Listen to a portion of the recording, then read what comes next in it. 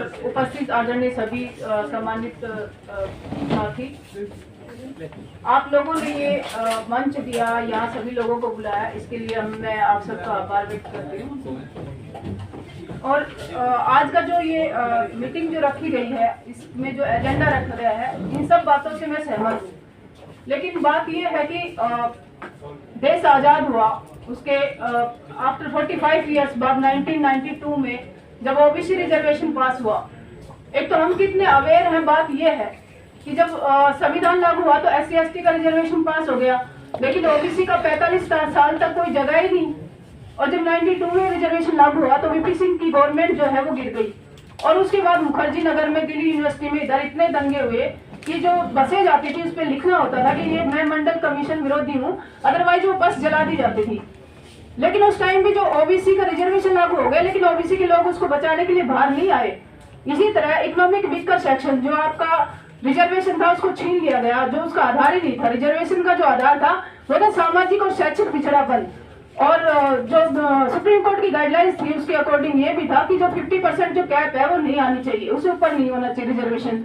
फिर भी लागू कर दिया। लेकिन जो ओबीसी के सांसद है, ओबीसी के इवन जज भी है, ओबीसी के नॉर्मल जो लोग हैं, किसी ने कोई बात नहीं उठाई। क्या कहीं कोई बात उठी? क्या कहीं कोई दंगे हुए या कहीं कोई आंदोलन हुआ कि ये एंटी जो पॉलिसी है उसके एंटी में पास किया गया है?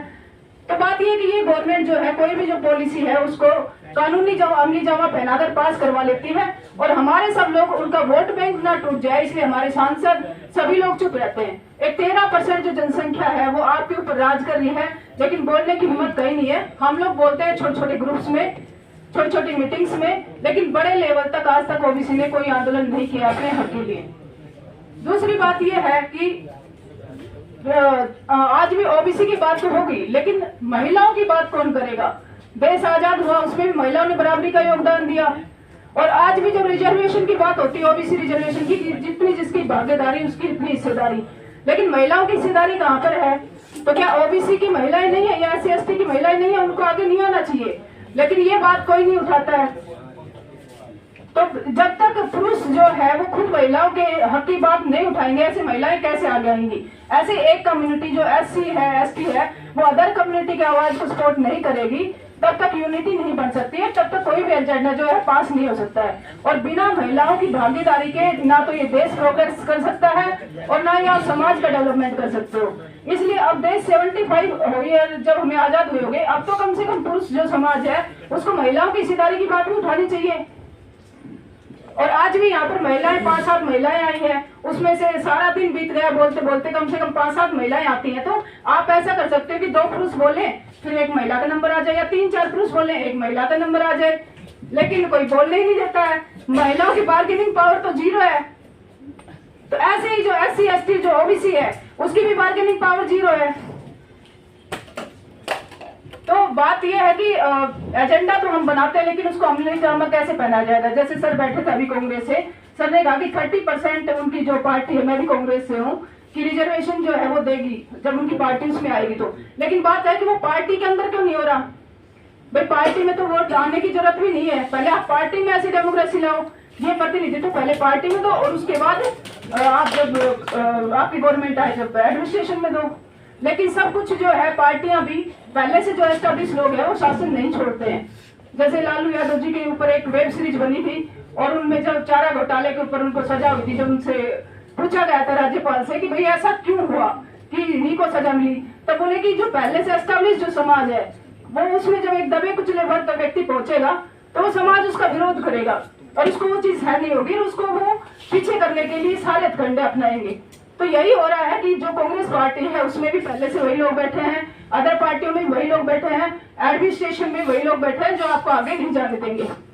अब बात है, बड़ी बात है कि ये कैसे होगा? तो एक रिवोल्यूशन लाना पड़ेगा, तब जाके मजबूरी में पार्टियां जो इसमें सुधार करेंगी। एक बार सर ने ये कहा कि जो 2.5% नौकरियां हैं, 1 करोड़ नौकरियां सर ने बताई, 1.5 करोड़, लेकिन गवर्नमेंट सेक्टर का 2.5% जो है वो सरकारी नौकरियां है। अब एक ये भी डिमांड होनी चाहिए कि जब तक पॉपुलेशन का 10 से 12% जो वेस्टर्न कंट्रीज है, डेवलप कंट्रीज है, उनमें गवर्नमेंट सेक्टर जो है 10 से 12% है, इसलिए वो अपने नागरिकों को गुड गवर्नेंस दे पाते हैं। क्या प्राइवेट सेक्टर के जरिए आप गुड गवर्नेंस दे सकते हो? आप कोरोना में आपने हाल देख लिया होगा, प्राइवेट सेक्टर कितना काम आया। उसके बाद हमें आर्थिक रूप से मजबूत होने की जरूरत है, लेकिन आर्थिक रूप से आप तभी मजबूत बनोगे जब आप एडमिनिस्ट्रेशन में होगे। आपके लोग मंत्री नहीं है, आपके लोग कैबिनेट सेक्रेटरी नहीं है, प्रिंसिपल नहीं है, तो आपको कोई कॉन्ट्रैक्ट नहीं मिलेगा, आपको कहीं कोई काम नहीं होगा। इसलिए पहले आपको एडमिनिस्ट्रेशन में भी जाना जरूरी है। आर्थिक रूप से आप तभी मजबूत होंगे जब आपके लोग आपके लिए वहाँ पॉलिसी बनाने बैठेंगे। एक बैंक का मैनेजर जो है वहाँ बैठा होगा, वो आपको लोन दिलवाएगा। इसलिए आपको हर सबसे पहले रिजर्वेशन जो है वो सिर्फ उसको मतलब कोई एक नॉर्मल पॉलिसी नहीं है, वो एक सामाजिक क्रांति लाने वाली पॉलिसी है, एक रिप्रेजेंटेशन की पॉलिसी है।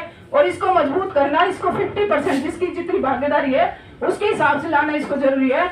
और महिलाओं को मतलब कोटा अंडर कोटा, जैसे जितनी % जनरल महिलाओं की है उसको उतना दिया जाए, जितनी ओबीसी की है, जितनी SC ST की है उतना उसको दिया जाए। Thank you. धन्यवाद।